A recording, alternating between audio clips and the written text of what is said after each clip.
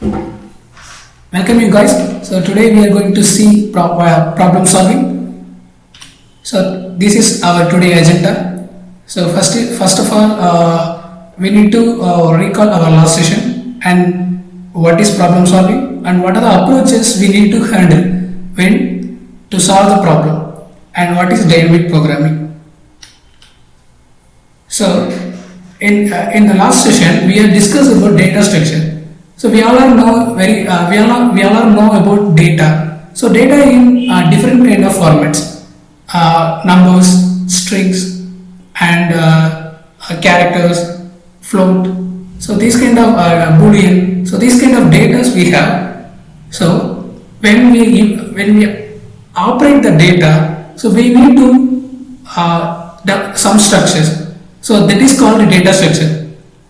Why we need data structure? If you want to know briefly about this, you need to see the previous video that I will share in the chat box in later. So why we need data structure is we need to store the data and operate the data, manipulate the data. That's what we need data structures. So these are the available data structures: array, linked list, tree, and graph. So today's session is mainly focused in problem solving. So what is problem solving? So we all know about problems. So when we try to solve the problem, we need to follow these things. First of all, we need to define the problem and find the root cause of the problem. Then identify the problem. So what is the reason why the problem is occurred? Who is the reason of the problem? So we need to identify the problem. Then prioritizing the problem. It may a problem have separate sections, or else it may be a iterative sections. So we need to prioritize the problem, then selecting alternative solution for that. We need to think about we already have a solution, so we need to find alternatives. Is there any better than this or not? So this kind, and finally we need to implement our solution and repeat the process until we get an optimal solution. So these are the approach is very important to problem solving. It absolutely matches in the program solving as well in our real life problem solving. It is general thing. So we need to follow these steps. So let's see the problem solving in the graphical view. As I said, so when we trying to solve the problem, we need to, it always an iterative process. So we need to define the problem and explore it, why it happened like that, and do some action and look back. Why we need to look back? Because we need to find, is there any other alternative solution or not, and finally identify the solution. So this is the basic thing of problem solving. So what are the approaches available in problem solving? So we all know about these terminologies in problem solving. The first one is brute force and divide and conquer, recursion and backtracking. So these are the famous approaches for problem solving. Let's see one by one. So what is brute force? So brute force is a straightforward method of solving problem, and also it is not concerned about the improving efficiency of the problem. It only focuses each iteration, which means we have a problem. So we are trying to solve the problem in a straightforward way. We are not trying to the optimal solution. So this brute force approach is not an advisable one, but when we trying to solve a problem, we need to take brute force is the first step. Let's see in the second one. The second one is divide and conquer. So it's a very famous one. Divide and conquer technique and used different kind of algorithms So we are hear about something in binary search tree, binary search algorithm, and linear search, depth first search. So this kind of terminology we hear about that, and quicksort. We have a lot of sorting algorithms. We will see about these things in later, in upcoming weekend session. So this divide and conquer is playing a major part in data structure and algorithms. We using this approach in different data structures to solving the different kind of problems. In divide and conquer, it have three different parts. First, divide. We need to divide a big problem into a small problems, and conquer. We need to find that sub problems solution. Then combine the solution, we get a final solution. Let's see one example of divide and conquer. So here we have if you are a beginner, definitely it will confuse you, but no worry about this entire architecture. Just listen what I told. So we have an unsorted array. Okay, this unsorted array we need to sort this. Here we are going to take divide and conquer approach. So the definition of the divide and conquer is we need to make it small parts and find the solution and combine that. So that is the divide and conquer approach. Okay, then we are separate the problems. We have a 7 numbers with unsorted, and I just separate into 2 parts. Then again I separate it 2 parts. Then finally I separate it single parts. So this entire parts, it's a divide, which means I try to divide a big problem into small problems. Then this entire part is conquer. I try to find a solution of the small problems. Then finally this is a combined section. Whenever I find the solution, then I combine. Finally, I get a sorted array.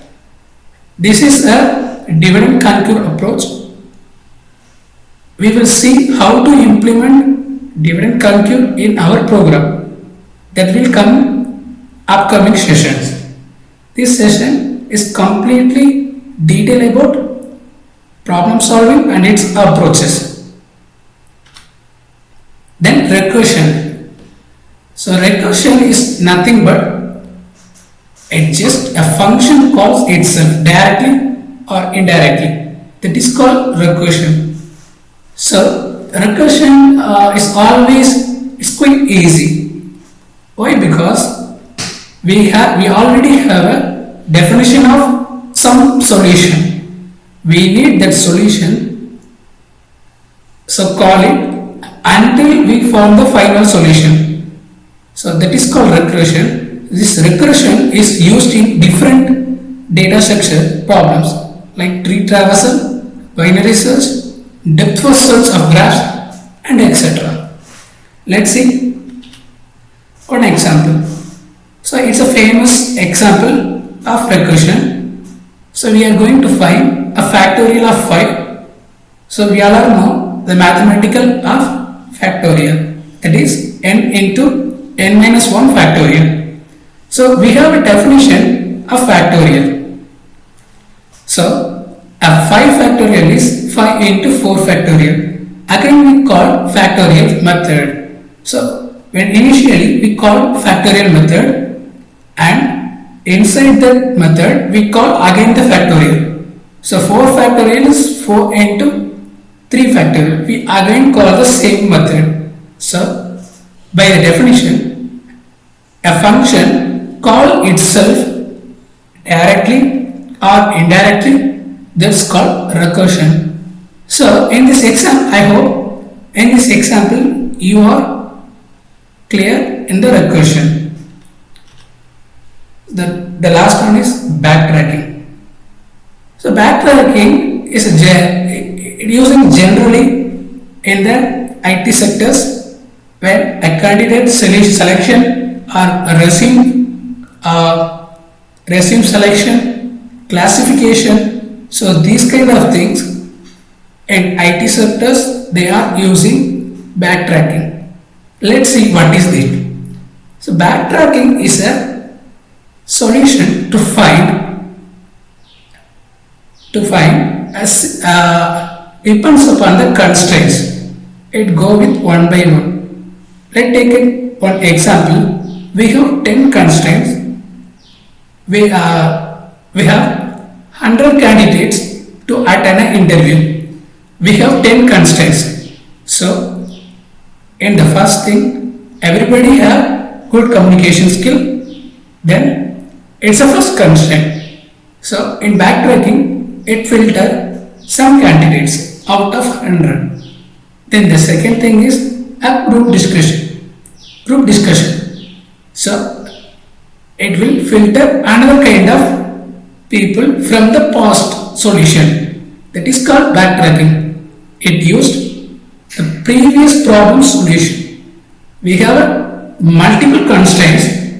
It takes a solution or a result from the previous one.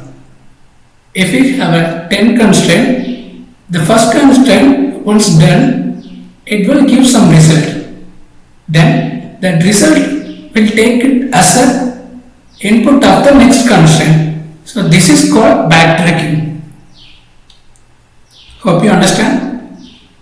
Then, so we all are learn about what are the available approaches to solve a problem. Now, we cross this terminology in data structure and algorithm. So what is that? So the dynamic programming, it's a very important thing to solve a problem or building an application or creating a website and mobile app. So we need to this. So dynamic programming is a general thing to create a sub-problems from the parent problem and find the sub-problem solutions or reuse the sub-problem solutions and do it recursively and finally get an optimal solution of the sub-problems. So this is called dynamic programming. I repeat this. Dynamic programming is used to find the optimal solution. So how it happened is we have a problem, we need to create a sub-problems and we need to find the problems for the sub-problems. We may or may not be use the solution for the next one or recursively. That is called dynamic programming. So we see this list of approaches in this session. These all the approaches is part of dynamic programming. Whenever you write a program or create an application, you need to think about dynamic programming. Why? Because we need to solve the problem for a big solution or generic solution. At that time, we need to break that big problem into small thing. Then the small problem is easy to solve that, right? So in this time, we need to solve multiple small problems and it automatically gives the solution for the big problem. So again, we need to think about alternative solution for the optimal solution. So that is a dynamic programming as well in the problem solving. So thank you for joining with us to listen and problem solving techniques. So start investing your time into learning the data section and algorithm with us in upcoming sessions. Thank you.